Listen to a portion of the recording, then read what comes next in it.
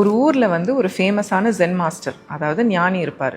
அவர் இந்த ஆத்தோரமாக ஒரு ஆசிரமத்தில் இருப்பார்.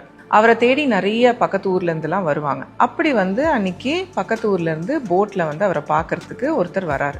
இறங்கிட்டு, ஐயா, எனக்கு பிஸ்னஸில் பெரிய ஒரு டென்ஷனு, ரொம்ப ஸ்ட்ரெஸ் ஆயிடுச்சு, மனசு மைண்டு வேலை செய்யவே மாட்டேங்குது, ரொம்ப குழப்பமாக இருக்குது, எனக்கு என்ன பண்ணுறதுன்னு தெரில, ஒரு மைண்டு ஃப்ரீஸ் ஆன மாதிரி ஆயிடுச்சு, எனக்கு ஏதாவது ஒரு வழி சொல்லுங்கள் இது தீர்றதுக்கு அப்படின்னு சொல்லுவார்.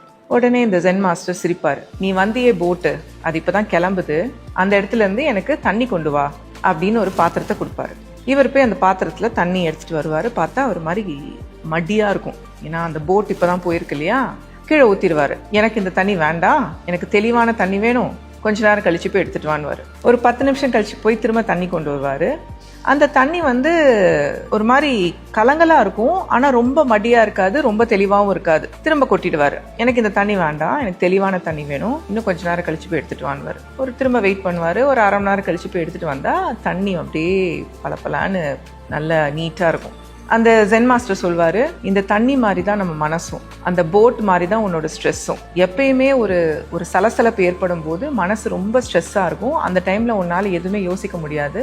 எப்படி நீ வெயிட் பண்ணியோ அதே மாதிரி ஸ்ட்ரெஸ் வரும்போதும் கொஞ்சம் அதுக்கு டைம் கொடுத்தினாக்கா உன்னோட மைண்டும் காம் ஆகும். ஸோ லைஃப்பில் சில வாட்டி இல்லை, நிறைய வாட்டி ஒரு ப்ராப்ளத்துக்கு அப்புறம் தெளிவாகிறதுக்கு all it takes is time.